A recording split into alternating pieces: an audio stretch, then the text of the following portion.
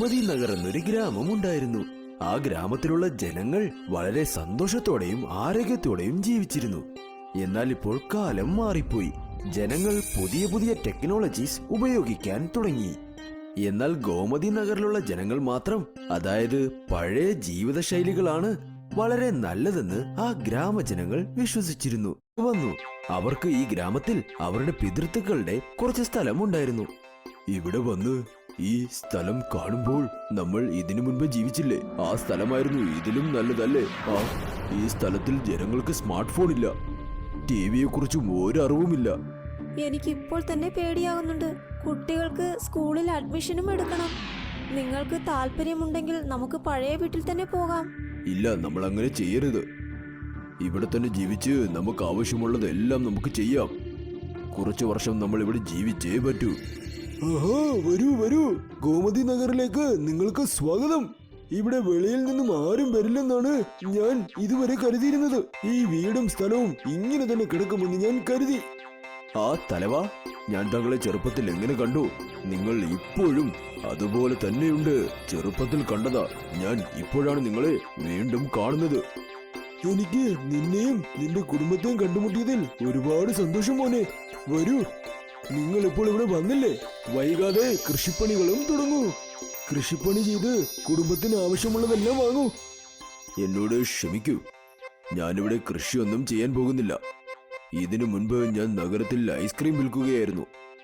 Ice cream വിറ്റ് ഞാനും എന്റെ കുടുംബവും വളരെ സന്തോഷത്തിൽ അവിടെ ജീവിക്കുകയായിരുന്നു.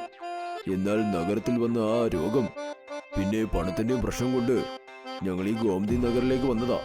ഈ ഐസ്ക്രീം എന്ന് വെച്ചാൽ എന്താ? അത് എന്താണെന്ന് മോൻ എനിക്കൊന്ന് പറഞ്ഞു തരാമോ? എന്നെ കൊണ്ട് പറ്റുമെങ്കിൽ അത് ചെയ്ത് അത് നമുക്ക് ഈ ഗ്രാമത്തിന് കൊടുക്കാം.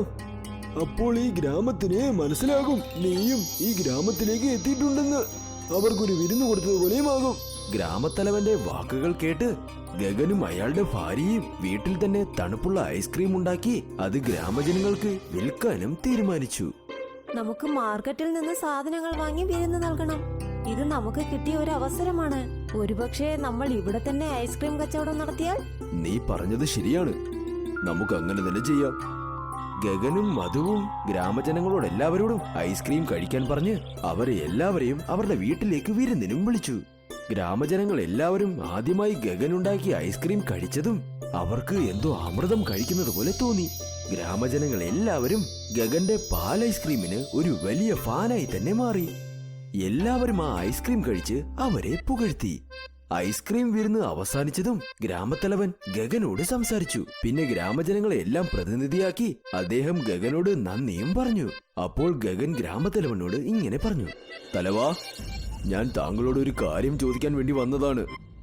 അതെന്താണെന്ന് വെച്ചാൽ, ഞാൻ ഐസ്ക്രീം കച്ചവടം ഈ ഗ്രാമത്തിൽ തുടങ്ങിയാലോ? ഇതിലൂടെ വീട്ടുചിലവിന് കുറച്ച് പണവും കിട്ടും, പിന്നെ നമുക്കും കുട്ടികൾക്കും കുറച്ച് സന്തോഷവും കിട്ടും. അയ്യോ, ഇതിനെക്കുറിച്ച് നീ ചോദിക്കേണ്ട ഒരു ആവശ്യവുമില്ല. നിനക്ക് ഇഷ്ടമുള്ളതൊക്കെ ഇവിടെ ചെയ്യാം. ഗ്രാമജനങ്ങൾക്ക് ഒന്നും പറ്റാത്തത് വരെ, അവർക്ക് കുഴപ്പങ്ങളൊന്നും ഇല്ലാത്തത് വരെ നിനക്ക് ധാരാളമായ ഐസ്ക്രീം വിൽക്കാം. അതുമല്ലാതെ ഇതുണ്ടാക്കുന്നത് പാലുകൊണ്ടല്ലേ. അടുത്ത ദിവസം മുതൽ ഗഗനും പിന്നെ മധുവും ഒരു ചെറിയ ഉന്തുവണ്ടിയിൽ അവർ ഐസ്ക്രീം ഉണ്ടാക്കി അത് ഗ്രാമം മുഴുവനും വിൽക്കാനും തുടങ്ങി. ഐസ്ക്രീം കച്ചവടം അവർ തുടങ്ങിയ ഉടനെ അവരുടെ കച്ചവടവും വളരെ നന്നായി മുൻപോട്ട് പോയി. അങ്ങനെ നോക്കി നിൽക്കുമ്പോൾ തന്നെ കുട്ടികളും മുതിർന്നവരും പിന്നെ ഗ്രാമത്തിലുള്ള സ്ത്രീകൾ എല്ലാവരും അവരുടെ ഐസ്ക്രീം വന്ന് കഴിക്കാൻ തുടങ്ങി. നമ്മുടെ കച്ചവടം ആദ്യ ദിവസം തന്നെ നന്നായി പോകുന്നുണ്ടല്ലേ. നാട് മുഴുവനും നമ്മളെ കുറിച്ചാ പറയുന്നത്. ഇനി കുറച്ചുകൂടി പണമുണ്ടാക്കി നമുക്ക് ഈ വീടും അങ്ങ് ശരിയാക്കാം. പിന്നെ നമ്മുടെ കുട്ടികളെ അടുത്തുള്ള സ്കൂളിലും നമുക്ക് ചേർക്കാം. അങ്ങനെ സംഭവിച്ചാൽ വളരെ നല്ലതായിരുന്നു. നിന്റെ വായിൽ തേനൊഴിക്കണം. കാലം അങ്ങനെ കടന്നുപോയി. ഗഗൻ തന്റെ ഐസ്ക്രീം ഉന്തുവണ്ടിയും എടുത്തുകൊണ്ട് ഗോമതി നഗർ മുഴുവനും ഐസ്ക്രീം വിറ്റു. നല്ല ലാഭം ഉണ്ടാക്കിയിരുന്നത് കൊണ്ട് അയാൾ തൊട്ടടുത്തുള്ള ഗ്രാമങ്ങളിലും പോയി ഐസ്ക്രീം വിൽക്കാൻ തുടങ്ങി. അതോടൊപ്പം അവരുടെ കുട്ടികളെ ഒരു നല്ല സ്കൂളിലും ചേർത്തു. എന്നാൽ ഗഗന്റെ ഈ സന്തോഷം ഒരുപാട് ദിവസം നീണ്ടു നിന്നില്ല. ഗോമതി നഗരത്തിലുള്ള കുറച്ച് കൊച്ചുകുട്ടികളും കുറച്ച് മുതിർന്നവർക്കും ഗഗന്റെ ഐസ്ക്രീം കഴിച്ചതുകൊണ്ട് അവർക്ക് അസുഖം പിടിപെട്ടു. ഇങ്ങനെ ഗ്രാമത്തിലുള്ള എല്ലാവർക്കും അസുഖം പിടിപെട്ടതിനുള്ള കാരണം ഗഗന്റെ ഐസ്ക്രീമാണെന്ന് പറഞ്ഞ് ഗ്രാമജനങ്ങൾ എല്ലാവരും കുറ്റം പറഞ്ഞു. ഗ്രാമജനങ്ങൾ എല്ലാവരും ഗഗന്റെ വീട്ടിലേക്കും വന്നു. വെളിയിൽ വാ, നീ നിന്റെ സിറ്റിയുടെ ഗുണം ഇവിടെ വന്ന് കാണിച്ചല്ലോ. ഈ ഗ്രാമം മുഴുവനും നിന്റെ ഐസ്ക്രീം കഴിച്ച് അസുഖം കൊണ്ട് വലയുക. കൊച്ചു കുട്ടികളും പ്രായമായവരും വേദന കൊണ്ട് പിടയുക. നീ ഇവിടെ വീട്ടിലിരുന്ന് എൻജോയ് ചെയ്യുകയാണോ? ഈ ഐസ്ക്രീം കാരണമോ? എന്നാൽ ഞങ്ങൾ ഐസ്ക്രീമിൽ വേറെ ഒന്നും വിട്ടില്ലല്ലോ.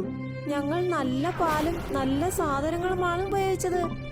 അങ്ങനെയാണെങ്കിൽ എന്റെ മകന് എങ്ങനെ രോഗം വന്നോ?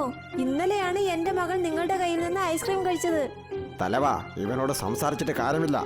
ഈ ഗ്രാമത്തിൽ നിന്നും ഓടിച്ചു വിടൂ. ഇവനെ ഇങ്ങനെ വിട്ടാൽ മുഴുവൻ ഗ്രാമത്തിനെയും കബളിപ്പിച്ച് ഐസ്ക്രീം വിൽക്കും. ദയവ് ചെയ്ത് ഞങ്ങൾ പറയുന്ന ഒന്ന് കേൾക്കൂ.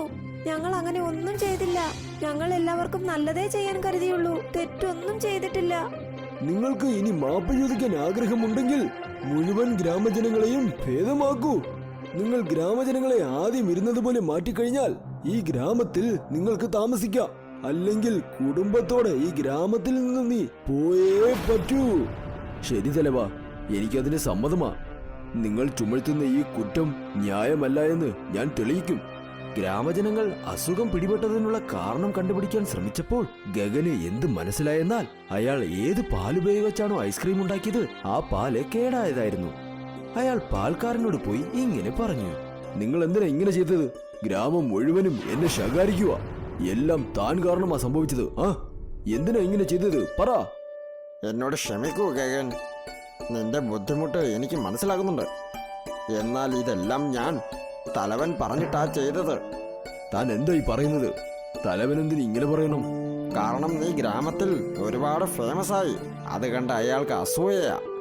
അയാൾ ഇനി നീ ഈ ഗ്രാമത്തിൽ കാണാൻ പാടില്ലെന്ന് കരുതി നിന്നെ ഇവിടെ നിന്നും ഓടിച്ച് നിന്റെ കൃഷിനിലവും അയാൾ കൈക്കലാക്കാൻ നോക്കി. ഗഗന് ഇതെല്ലാം കേട്ട് ഒരുപാട് അത്ഭുതം തോന്നി. പിന്നെ ഈ പ്രശ്നത്തിനൊരു പരിഹാരം കണ്ടെത്താനും ചിന്തിച്ചു.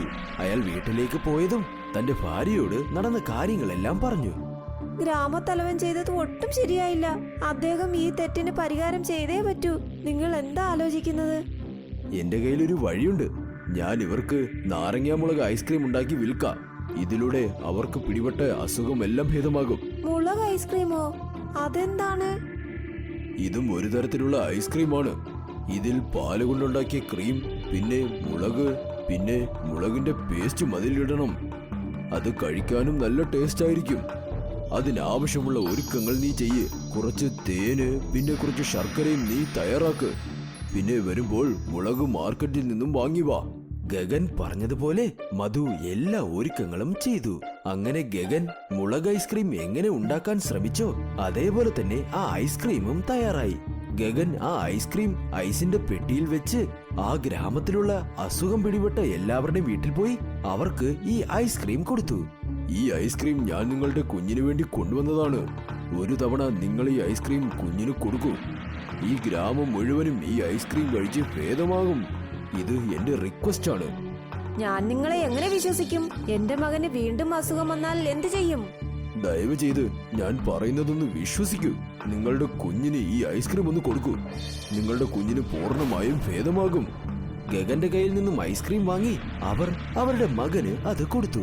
അത് കഴിച്ചതും ആ കുട്ടിയുടെ അസുഖം പൂർണ്ണമായും ഭേദമായി. എരിവ്, എരിവ്, വെള്ളം കൊണ്ടുപോവാമേ. അമ്മേ, വെള്ളം. കുട്ടി ഇങ്ങനെ കരയുന്നത് കണ്ട് ഗ്രാമജനങ്ങൾ എല്ലാവരും അവിടെ ഒത്തുകൂടി. ഗഗൻ ആ കുട്ടിക്ക് തേനും കൊടുത്തു. അത് കഴിച്ചതും ആ കുട്ടിയും ശാന്തനായി. ഗ്രാമജനങ്ങൾക്ക് എല്ലാവർക്കും സത്യവും മനസ്സിലായി. അതായത് മുളക് ഐസ്ക്രീം കഴിച്ചതുകൊണ്ട് രോഗം ഭേദമാകുന്നു എന്ന് അവർക്ക് മനസ്സിലായി. ഗ്രാമത്തലവൻ ചെയ്ത കാര്യവും ഗഗൻ ഗ്രാമജനങ്ങളോട് പറഞ്ഞു. ഇത് കാരണം ഗ്രാമജനങ്ങൾ എല്ലാവരും ചേർന്ന് ഗ്രാമത്തലവനെ ഗ്രാമത്തിൽ നിന്നും തുരത്താൻ നോക്കി. വേണ്ട വേണ്ട, ഇയാളെ ഗ്രാമത്തിൽ നിന്നും പുറത്താക്കണ്ട. ഇയാൾക്ക് ചെയ്തതിനുള്ള ശിക്ഷ മാത്രം കൊടുത്താൽ മതി. അതെ, ഇയാൾക്കുള്ള ശിക്ഷ എന്തെന്നാൽ അയാൾ ഈ ഗ്രാമത്തിലിരുന്ന് താൻ ചെയ്തതോർത്ത് നാണിക്കണം. ഗ്രാമജനങ്ങൾ എല്ലാവരും മുളക് ഐസ്ക്രീം കഴിച്ച് ഭേദമായി.